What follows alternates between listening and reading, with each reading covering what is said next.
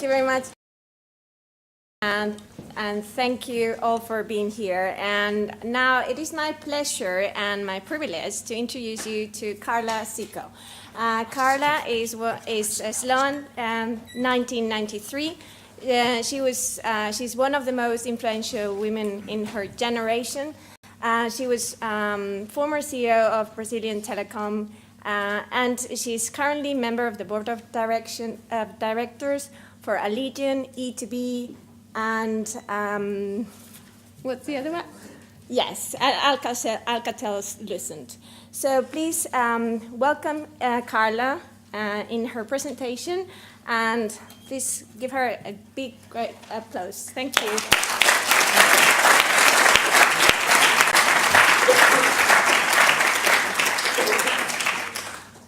Thank you very much. I want first of all to thank your organization because it's a privilege to be here.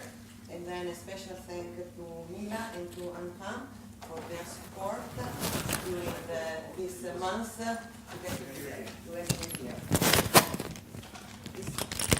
Can you hear?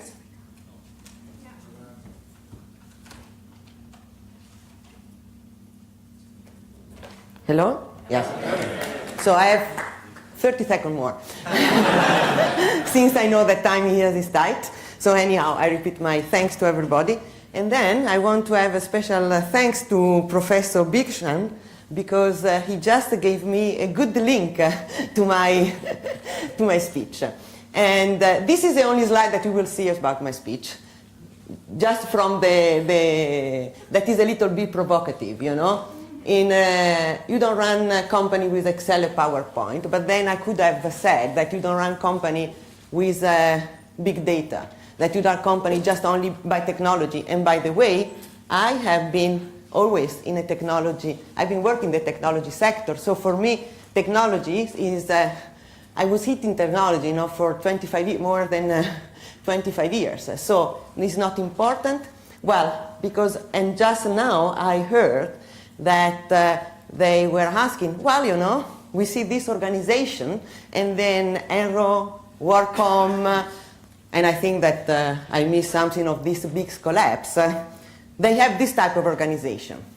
So do you really believe that this company really fell down because of the type of organization that they were in? No. They fell down because of the people. Because I think that what is missing today, that we are trying to cover up with knowledge, exactly what I say, with data, with everything, taking, by the way, away accountability, is about people.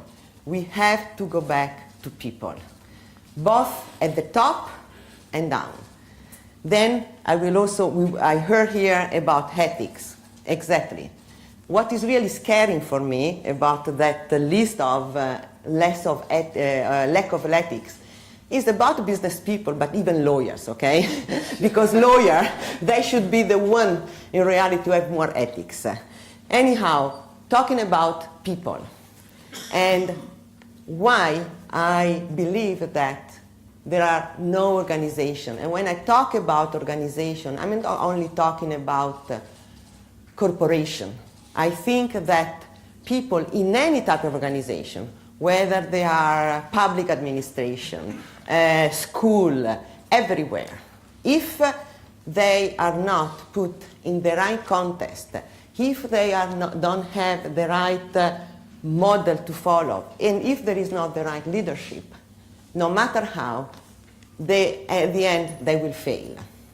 I was appointed President CEO of Brasil Telecom on the date of my 30th birthday. I was a woman, Italian, that was asked to run one of the 3 major carriers in Brazil, Brasil Telecom. So, and by the way, in a very male, strong male environment. All my first top level of the executive, they were at least 10 years older than me. So when I asked to the chairman when they offered me this position, they told me, oh, you know, Carla, because you are very well driven, you make things done, and then you know you are different, and we need something different. As for today, I don't know what means different, what it means for difference, because I never ask a question if I don't know the answer. So I prefer to let it down, but anyhow, I have to run a company that was the result of the split of the Telebras system and was in the process to become from a state-owned company to become a market-driven company. Again, back to people. How to engage all these people.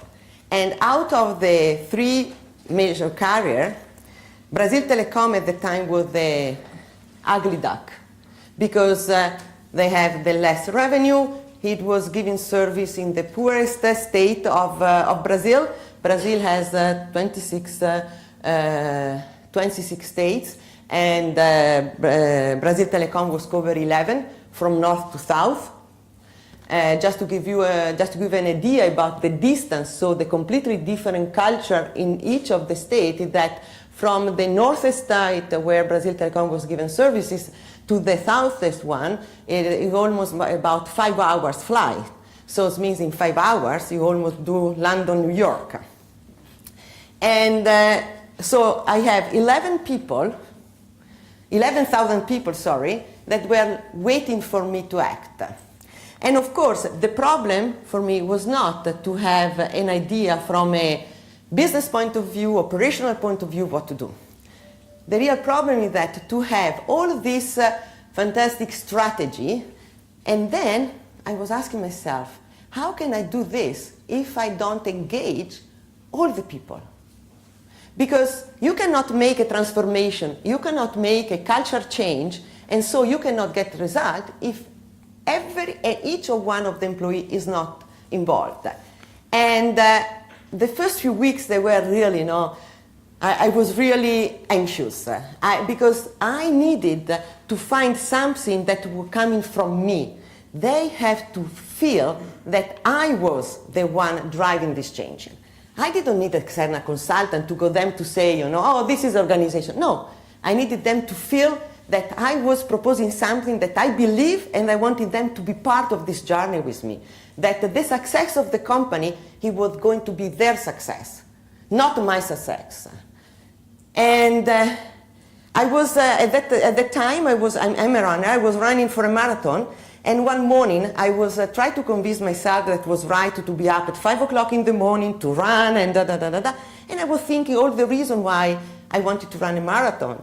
Stamina, result, overcome yourself, discipline, and so on. And suddenly, I realized that this is where the same values that in reality I could apply in Brasil Telecom for the people, because in reality we were also starting to train for a marathon. The difference between the two marathons that I was training and in Brasil Telecom is that the one I was training, I knew that it was 42 km, 192 meters, while the one that Brasil Telecom has to run, we didn't know how long it was going to be, every day was a challenge. So the same morning I went back to Brasil Telecom and I asked to the human resource director, I told him, I want to do this. And then he said, well, I have the right person for you in my division. So he introduced me this young lady that was already involved in different alternative activities, let's say, and we set up a plan, Living Better. And really, in a few weeks, we were able to set up a plan that then we started to develop our employees for Living Better, training and running and so on. And I'm not going now all the detail of everything that we did, but it was a great success. And people started to respond to this. By the way, while we were doing this, I have to lay off 3,000 people, okay? Because it's not that because you are doing this program, nice program to involve, then you are stuck. It was not, the job. So in the first 6 months, I lay off 3,000 people, and at the same time, I was able to keep and to make the people staying in the company more involved. The result out of this, from a Ambrosetti is that you are going to have people that are involved, people that think they are part of the job, a part of the action, and of course you get the result. Not only, you are going to attract talent, because after a year, we have people knocking to our door, young people that they wanted to come to Brasil Telecom to work. And then I realized that this same concept about well-being could become also a very good marketing and commercial tool. And we started a program where we started to sponsorship athletes and sports. And in 2 years, Brasil Telecom became the second largest sponsors in Brazil after the government. And this gave a great impact about how the Brasil Telecom brand was perceived. Before, we were just a local regional brand. After 2 years, Brasil Telecom became a national brand. And of course, this effect you got on the result. And last was to use sport for social responsibility. At the beginning of, in 2001, 2003, social responsibility was still at the beginning. Nobody was talking about that too much. Even, in the publicity company, they have to describe a little bit, but was not something important as it is now. Now there are investors that are looking, what is your role in terms of social responsibility before to invest. At that time, it was not like that. And actually, we started this program to support, the needed kids, to support seniority, to do program where really Brasil Telecom, and this is great, again, great return. Because unfortunately, companies are not a charity organization. Company has to give also profit. So, and we have this group of people. And all of this, it was done by me and 3 girls. Because I set up an office, a special office, that I was running after 6 o'clock in the afternoon. And so it was like a second job, but it was complement to what we were doing, of course, in the company. And in 2003, Brasil Telecom was prized as the best running telecom operator in South America. And then also the following year. So in 2 years, we have been able to become, from the black duck, we were the white duck. And how? Because of the people. Because how we were, and when I say we, because it was not only me. Of course, an organization is defined by its leader, but is also defined by the people below. And the result, if there is a success, is because of everybody, of all the people. While I think that if there is a failure, when there is a failure, the failure is because of who is leading. You cannot think that one of the problems that you have today, and then I will go back a little bit while we are talking about ethics, is that there is no accountability. Today, everywhere, in our political work, in corporation, in government, bureaucracy, there is no accountability. When you need to have subcommittee for everything, at the end of the day, you ask yourself, so who is responsible? Who is going to make this happen? I remember that once I received an email. I was in the CC. There was a problem. I don't remember now exactly what was the problem. And there was this guy that was sending to another guy and then to another 30 people. There was this problem.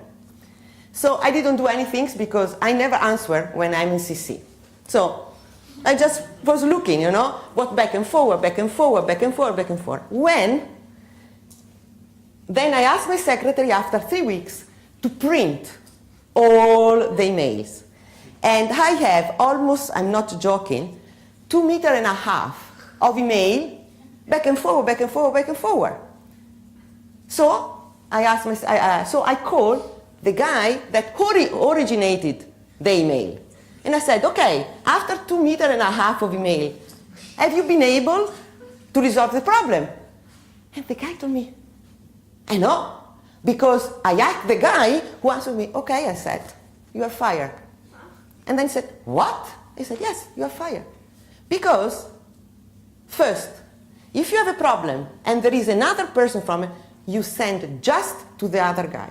Second, if after the first email or the second email, your problem has not been solved, for God's sake, you stand up and you go to the office, set up a meeting, face to face. You are telling me that after 3 weeks, back and forward, nobody has been solving the problem. So I said, you are fired, because you are accountable for that.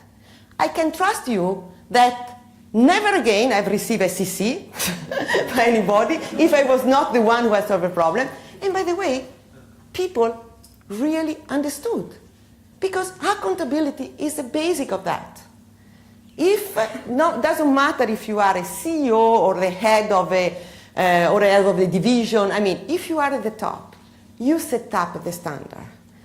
You are the one who has to make sure that the people below you has a certain type of behavior. I agree on what was said before. How happened that in Volkswagen they did what they did? It's because a certain environment of cheating has been created. And I believe that everything starts from the top. This is really what is important. Everything starts from the top. So if you want to be a good leader, you have to use common sense, in my opinion, to think out of the box, to trust yourself, but to be humble, to listen to your people, not to do endless meetings, and above everything, don't to think that because you are in a position of power, you are behind any law. Actually, the more higher is your position, the more ethics you have to use. Because if in today's world we are going to see everything what is happening, is because the people at the top, including our politicians, by the way, are not listening to people, and they think that they are above the law. This is my message. Thank you very much.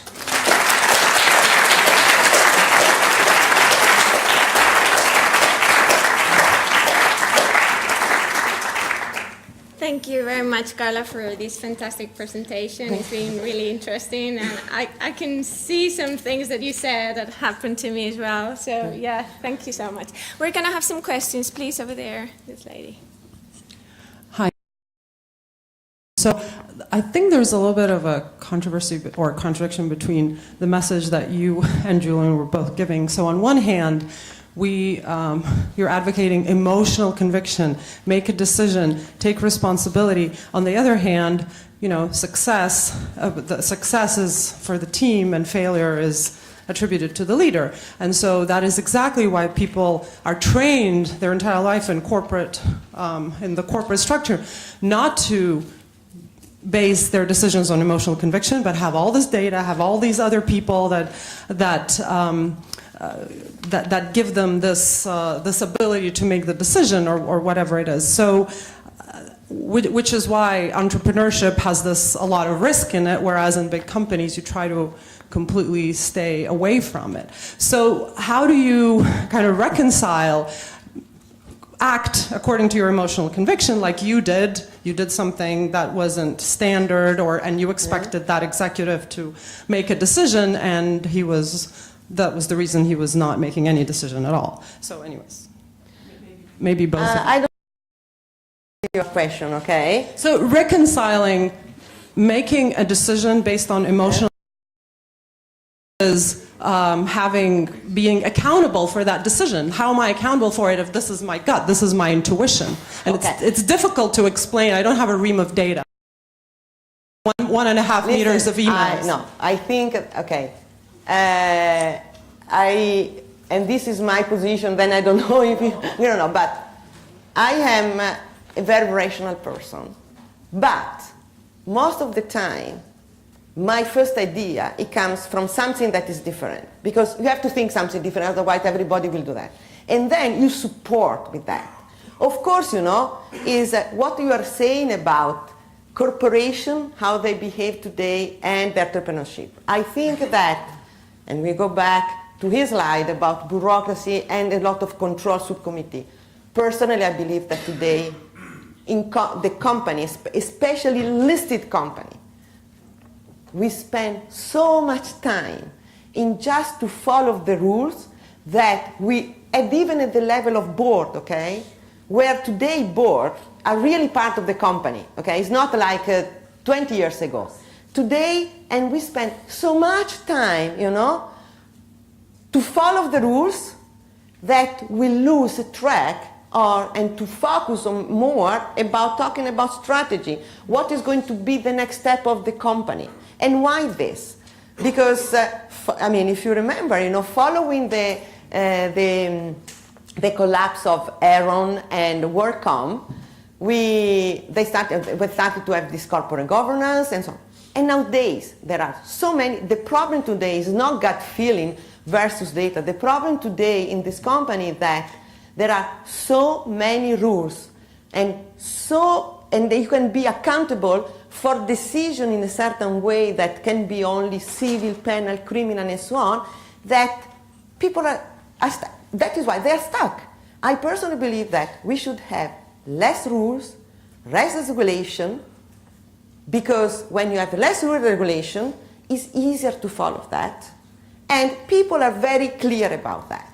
Now, no matter how many rules or regulations you have, if we are talking about ethics, I think that is about each of us and our character. You don't need to know that you cannot steal in a company. You don't need to have somebody else to tell you. Come on, you know? I mean, otherwise you shouldn't be here. But this is applied to the CEO down to the last guy in the company. I agree. I was going to say something. Sorry, here. Thanks very much. Great presentation. Just a question, if you could offer some practical advice to people that find themselves in organizations where the tone at the top is actually toxic or terrible, either because there's been a change in leadership, a new CEO has been appointed, you know, because I absolutely agree that it is very important, but for the rank and file employees, it's quite difficult. I give you the advice that I did. I always follow. You just leave the company. Okay? That you can.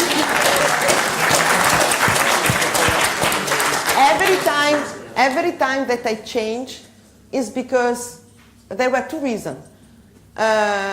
One, the first one that I had to apply, when I understood that I have already learned everything that I could from my direct boss or on the environment. And I knew that if I was going to stay there, it was taking me, you know, ages. I'm not a political person, so I don't like to stay in an organization just to go up to the rank. Otherwise, we go back to bureaucracy, okay? I'm not a bureaucrat, so I don't. And so I was leaving. Or, as I did, at a certain point of time, I didn't recognize myself anymore in the top management. And I said, okay, you know, bye-bye. And you find something else, and I tell you, there are so many great opportunities out there that you are going to find the right one for you. You don't have to adapt yourself, you know. You don't have to adapt yourself, because I like to work, and I think that you have to, I think that you have to go to every morning to work with a smile, and if you don't do it, I think that you are losing your time. There, some questions?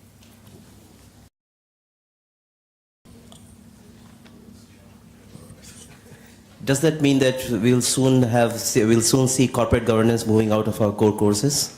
Excuse me? We have half a credit for corporate governance. So can we conclude that from Sloan's in the future will do away with that program, with that course? I don't understand. Sorry, I don't understand. I don't understand. If we're We have a course on corporate governance, which is the Sloan's team. And I guess the question is, should we get rid of that course?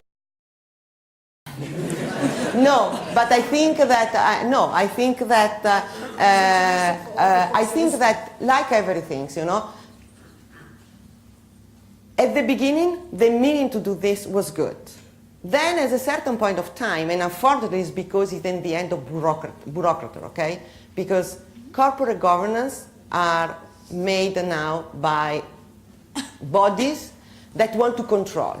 This body who want to control, the people working there, they don't have a clue on, most probably have never been working in an organization, they never been working either down in the top or in board and so on. So maybe they do this in a good faith, but they don't understand that for any rule that they put, there is a cost associated that is very high.